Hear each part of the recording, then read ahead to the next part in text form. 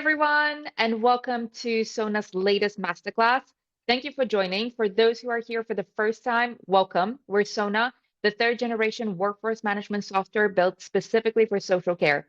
Our mission is to build technology that makes a genuine difference to the lives of care managers and staff everywhere. We work with customers like Affinity, United Response, Community Integrated Care, Heart Referee Simru, Greensleeves Caring Homes, and many more.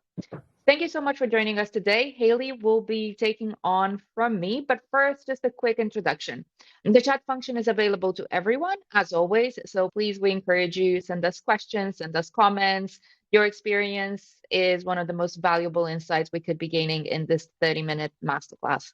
The Sona team is going to be present in the chat, so if you have any questions at any point in time, we'll be there to help you out. The webinar will be recorded. And as a little surprise for everyone who's joining us early, but hopefully for those who might be arriving a bit later, we have a brand new learning page. So everything that you'll see on the screen today, and actually a bit more, will be available via this link, which I'll be sharing in the group chat in a moment. And yes, without further ado, this is Hayley. She's got over 15 years of experience rolling out digital solutions, working in social care. She's managed a variety of digital projects over the years, and she's here to share with us a bit more about the return on investment of core care solutions. So, no further ado, Hayley, please take it from here. Thank you, Christina. Morning or afternoon, guys. Nice to see you all. Thank you for joining. As Christina said, I'm Hayley. I head up the strategic growth element in Sona.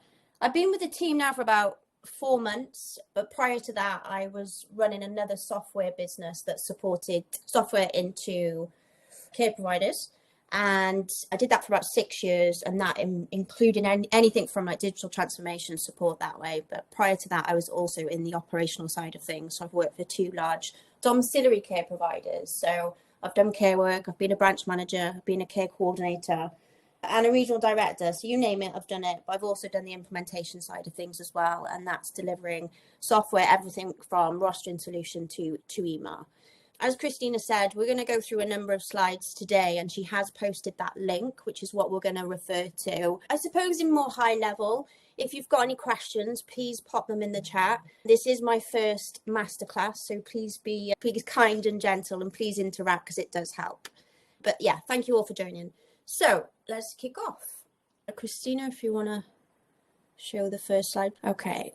Thank you. So some of you may have already seen this. I know it's good doing the rounds and going through the marketing at the moment, but this is what we refer to as our social care ecosystem. So today we're going to focus on different systems and what the benefits are, okay, at super high level. But you can see from this map now, this is what we call the eco care system. On the left, we've got everything that Sona can offer. This isn't a pitch today about Sona, but we're showing, and what we're saying is there's lots to do. We get it from a digital transformation perspective. There's so much to do. But this is the ecosystem. So I suppose what we're portraying here is this is everything that you as a care provider or a member of a care provider need to do in terms of digital transformation. And at what point do you do it? When's the right time to do it? If you're on paper, should you jump now? And what products should you go for first? If you're on products that are legacy, not quite working, where should you go to next? Thank you, Christina.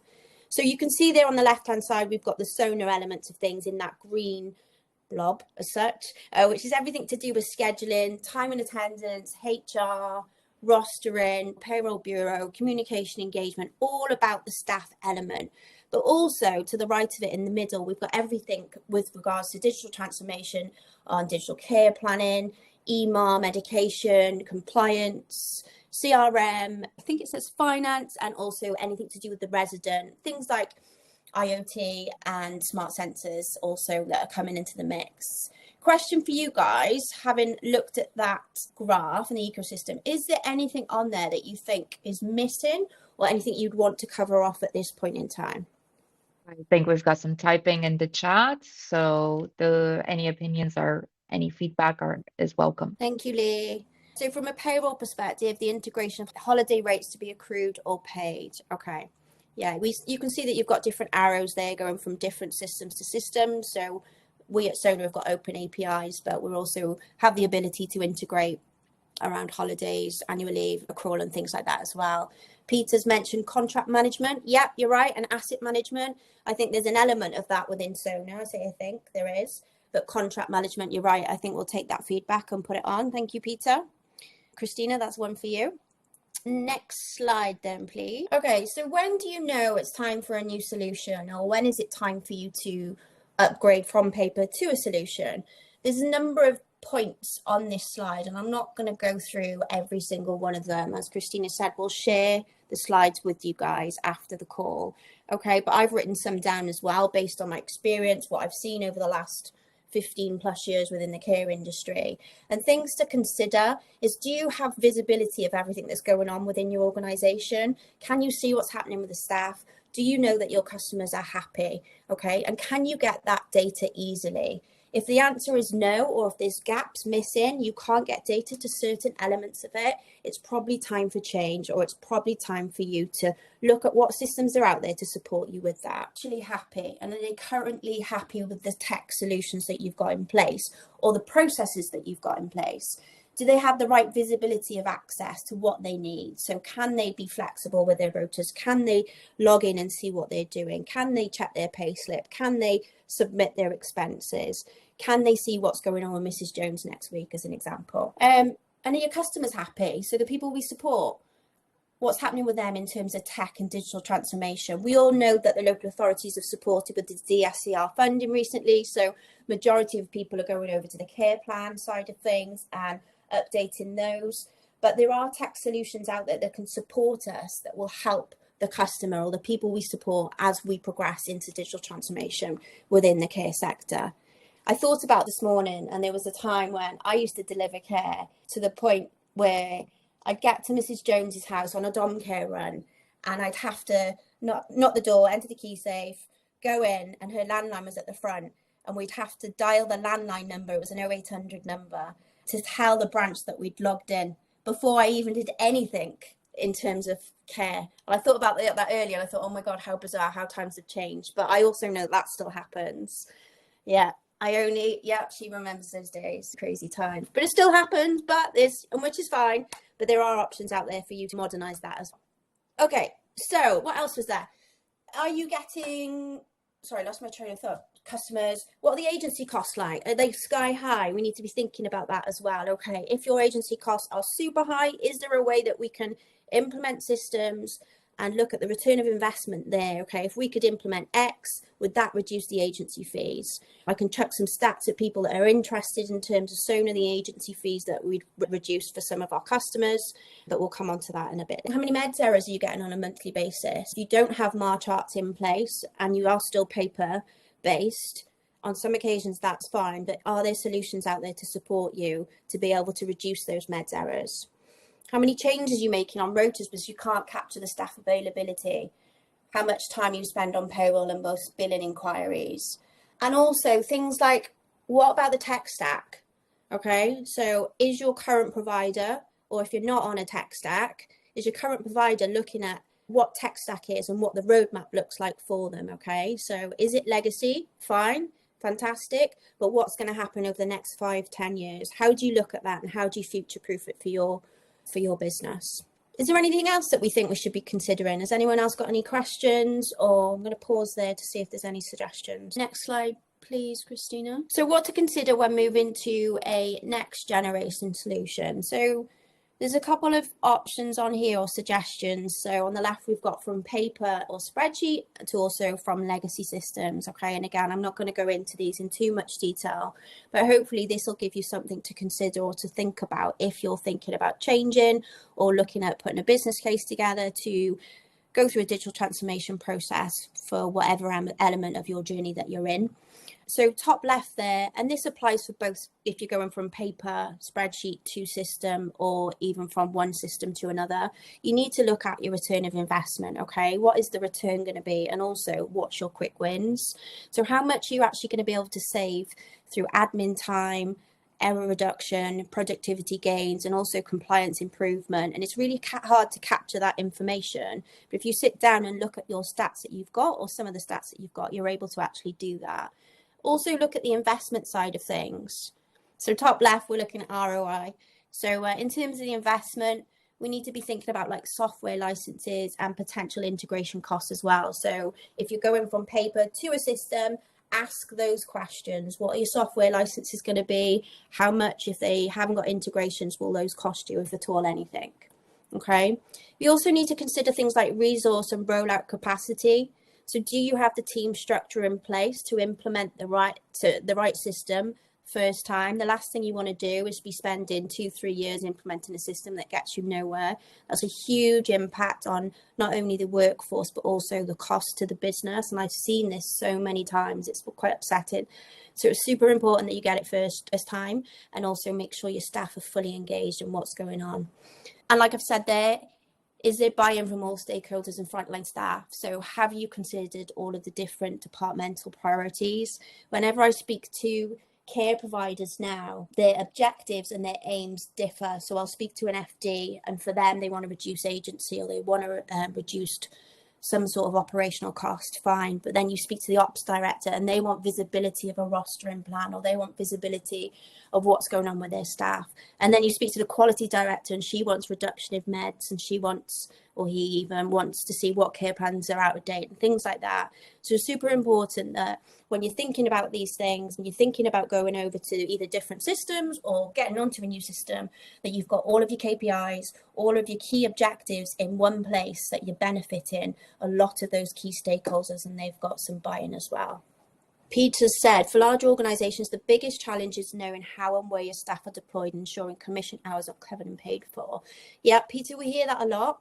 I won't plug Sona too much, but we can cover all of that off actually. Knowing where your staff are is a big tick with the time and attendance facility, but also we can capture commissioned hours for both the staff, so contracted hours. So if they're on 30 hours, they want 30 hours. It'll cover that for you as well and flag up if they're not, but also commissioned hours from a customer perspective, or if you've got one home and you're commissioned to do 600 hours a week of care, you can capture that information through the system as well. There are other solutions out there to support you with that also.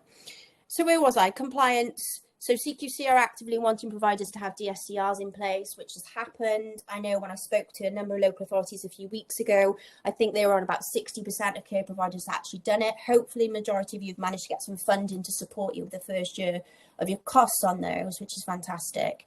They're also stipulated now with the new regime that in order for you to get like the highest rating within CQC when you have your inspections, that they do want you on 2 systems. So there's something to consider there. And on the right then, we've got future proofing. We've got around legacy systems, and people may have some of those systems in place, which is great, but we need to think about like future proofing your system, your business, and where you're going. Okay, so are they using the latest technology? Is it supported?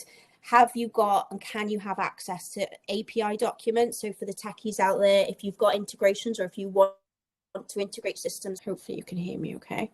Some suppliers won't provide that, or they'll say you have to buy the full suite, which is fine. Others will actually say you can buy this, it's modular based, and you can interact or integrate with one of our solutions. The last webinar actually was done by Ben, the CTO of Sona, and his was based on integrations. It's really cool and interesting, and it's not too technical for those not so techie people like myself. Okay. And finally, 2 more points there to consider. So customization and scalability. Everybody works differently.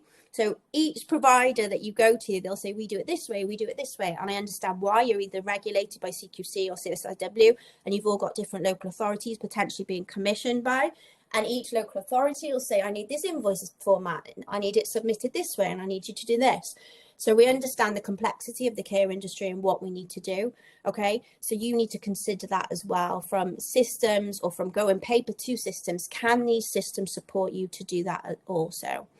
Okay, and things like what will happen if I expand my workforce? So for instance, if you go and buy a solution and you start off with 100 staff, well, where are you going? Like long-term strategy, are you going to be investing in your business so that you grow to 1,000 staff? And if that's the case, can the systems and digital solutions support you with that as well? And I've mentioned integration there already. And then finally, it's pretty obvious with this one for me, data reporting and data insights. So does the system allow you to capture the data and provide the reports you need? Okay. And does the system have integrated dashboards that gives you the ability to drive data, track those, KPIs and help you plan for the future. They're super important. There's no point in you implementing systems if you can't gain any insights or data out of it as well. Am I missing any questions there? No. Christina's posted the last masterclass. Has anyone got any questions? I'm going to just stop there before I move on. Steve. Thank you, Steve. Hello. Steve's put, I think one of the biggest things for us is the ability to get access to the data in the dashboards. Yep, Steve. Some people will open it up. Some people allow you to get access to the data lake. Some providers won't. So appreciate that comment and your frustrations there. We can obviously support you at Sona with any of that. Thanks, Steve. Next slide, please, Christina. How am I doing for time? Okay. Hopefully, if you get your specs out, you guys can see some of this, but this data is, there we are, thank you. Larger version of the table is available. So this data is widely available. If you click on that link, this is what this call is all about, like, and having a look at what the ROI comparison of our digital transformation products are within social care. So what we've done is a piece of work that Christine has just shared, and it's based on information to help you put like a business case together for digital change or transformation. We do have templates in place to support, thank you, Christina, any of this, but what I'll do is just have a quick run through, but then take some time after this call if you want, if you're in the position to look at different systems or looking at putting business cases together for your return of investment for anything. Have a look at this and by all means fire some questions at me. We've got templates to support with stuff like this as well. So if you need any support along the lines of that, please give me a shout. But you can see on the screen now what we're showing is 5 different elements. Okay, so we've taken the core products as such for a care solution or digital transformation program. Okay, so we've got workforce management on the left, CRM, which is everything to do with your inquiries, okay, and adding your residents or people we support to it. Digital care planning, we all know what that is in terms of adding the care plan, looking at the risk assessments for your customer or your client. The compliance element, so there's 2 parts to this, one around staff and skills, okay, and that could be attached to either your applicant tracking system or your compliance system, or even your roster solution, and then also EMR, so anything to do with your medication, okay, meds prompt and so forth. And what we've done here is like an impact score around both financial but also operational, so it covers everybody within the organization in terms of what the benefits are for all of those.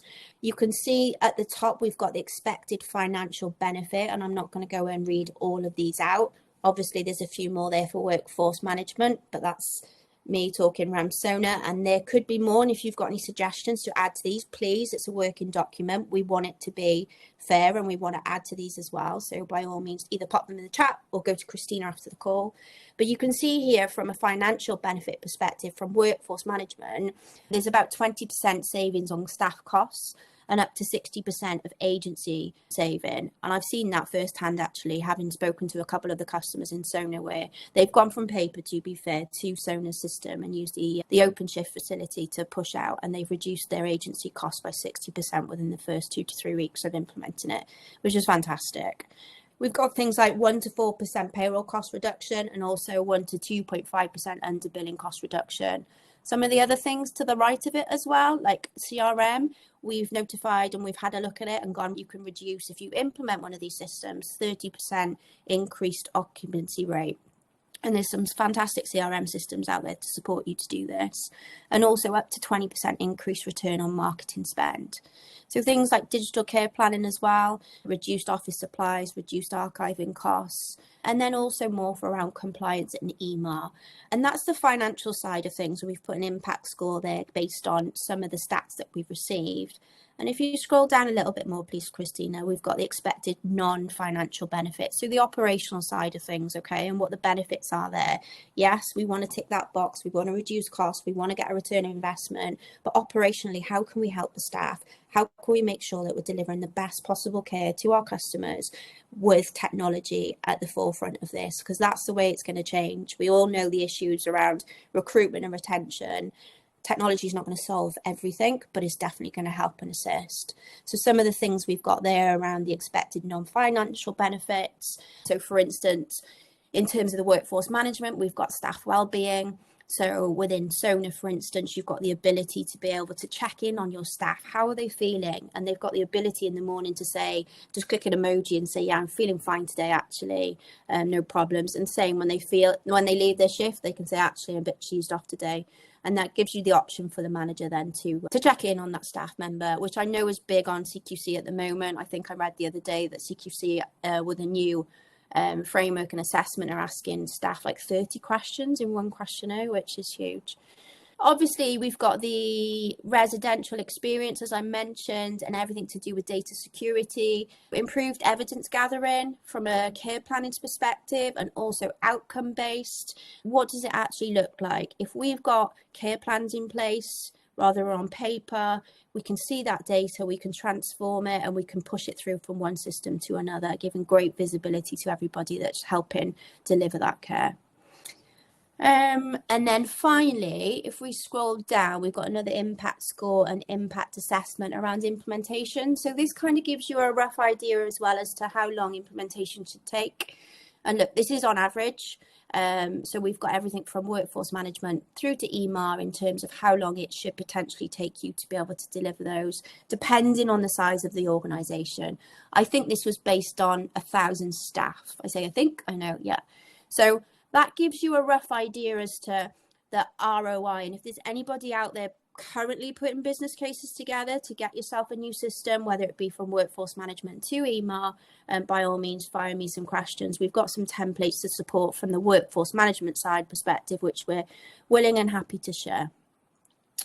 I'm going to pause there. I feel like I just spoke a lot, and ask any questions. Doesn't look like. Okay. So I think, unless there's any other questions or anything in the chat, Christina, we've got one more slide, which is announcing the next one. Thank you. Thank you, Lou.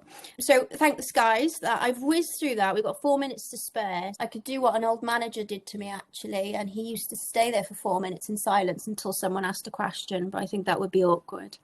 So next up is our upcoming webinar. So we are focusing on frontline flexibility, the benefits that stand out in recruitment and retention. So we've got Paul, who heads up our VP of customer service in Sona customer success, and then Richard Tomlinson, who is the sales director of Recruit Genie. So that's going to be a really interesting session. That's on the 27th of March in a couple of weeks' time at 12 p.m. So get registering if you want some more information. And then final slide. If any of you are at the UK Care Week next week, you'll find us at the stand of L10. So we're in Birmingham on Wednesday and Thursday. I know a few of you are coming to see us. And please come and have a look at the stand, and we're happy to show you what we can do. And if there's any further information, see you Wednesday. If there's any further information you want to know about business cases, digital transformation, return of investment, by all means, pick up the phone. I'd be happy to help. But thank you all for attending. Really appreciate that. Amazing. Thank you so much, Hayley. And thank you so much, everyone, for joining us and for the lovely interaction. Any feedback you've got on the learning page, on any of the resources we shared, we're obviously eager to learn. So we'll be reaching out to you with an email. You'll receive the recording and the resources. But obviously, any comments you have on that, would be so happy to hear them. Thank you again, Hayley, for joining us today and for the lovely masterclass. Hope everyone is going to be off to a lovely afternoon. Have a lovely day. Goodbye. Take care. Bye.